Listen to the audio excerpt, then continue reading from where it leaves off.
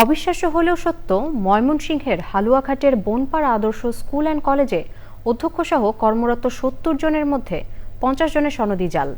কলেজটির অধ্যক্ষ ঢাকা কলেজ থেকে স্নাতকোত্তর ডিগ্রি অর্জনের সনদ দিয়ে কয়েক বছর ধরে দায়িত্ব পালন করছেন। শুধু তাই নয়, যোগ্যতা হিসাবে শিক্ষকরা যে বিষয়ে অনার্স পাস করেছেন বলে সনদ দিয়েছেন, সেই কলেজে অনার্সে ওই বিষয়টিই নেই। তদন্ত প্রতিবেদনে উঠে এসেছে অনিয়মের আরও চিত্র। মোস্তফা মল্লিকের রিপোর্ট। ময়মনসিংহের হালুয়াঘাটের বনপাড়া আদর্শ স্কুল অ্যান্ড কলেজ প্রতিষ্ঠিত হয় ১৯৯৯ সালে। এই প্রতিষ্ঠানে শিক্ষক কর্মকর্তা ও অফিস সহায়ক ৯০ জন। তাদের মধ্যে অধ্যক্ষসহ নিয়োগে ব্যাপক অনিয়ম পাওয়া গেছে ৫৫ জনের। এর মধ্যে কলেজ শাখায় কর্মরত ৭০ জনের মধ্যে ৫০ জনেরই জাল সনদ। নানা অভিযোগ ওঠায় উপজেলা সহকারী কমিশনারের নেতৃত্বে গঠন করা হয় ৩ সদস্যের তদন্ত কমিটি। কলেজের অধ্যক্ষ ইমদাদুল হক ঢাকা কলেজ থেকে স্নাতকোত্তর ডিগ্রি অর্জনের কথা বললেও তদন্তে দেখা গেছে সংযুক্ত সনদটি জাল। অধিকাংশ শিক্ষক স্ক্যান করা স্বাক্ষর ও জাল সনদ ব্যবহার করে চাকরি নিয়েছেন বলে উল্লেখ করা হয়েছে তদন্ত প্রতিবেদনে।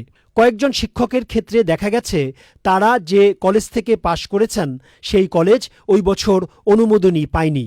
আনন্দমোহন কলেজ থেকে সনদ পাওয়া শিক্ষকদের ক্ষেত্রে দেখা গেছে তিনি যে বিষয়ের সনদ জমা দিয়েছেন আনন্দমোহন কলেজে সেই বিষয়ে অনার্স চালু নেই।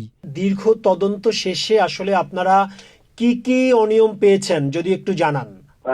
অধ্যক্ষ মহোদয় কাম্য শিক্ষাগত যোগ্যতা নাই, অধ্যক্ষ হতে পারেন না, উনি পঞ্চম গ্রেডে বেতন নিতে পারেন না। জাল করেছে, স্বাক্ষর স্ক্যান করে উনি এই নিয়োগের সৃজন করেছে, অর্থাৎ পিএমকিউর আদেশ পাওয়ার পরে উনি মৌখিকভাবে স্বীকারও করেছেন।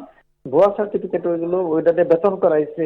তারা আবার 2টা প্রাইভেট বিশ্ববিদ্যালয় থেকে আবার তাৎক্ষণিক নতুন সার্টিফিকেট নিয়ে আসে।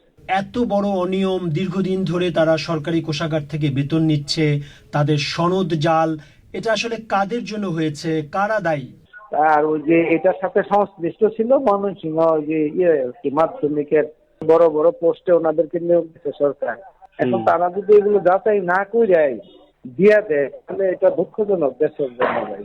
তদন্তে বলা হয়েছে ৫ জন প্রভাষক একসঙ্গে ২টি প্রতিষ্ঠানে চাকরি করে সরকারের কাছ থেকে ২টি প্রতিষ্ঠানের বেতন ভাতা নিয়েছেন। প্রতিষ্ঠানের অধ্যক্ষ ইমদাদুল হক সহ ৩ জনের নাম উল্লেখ করে প্রতারণা মামলা করেন উপজেলা নির্বাহী কর্মকর্তা আলী নূর খান। গ্রেফতার করা হয়েছে অধ্যক্ষকে। Mostafa Mallick, channel I, Dhaka.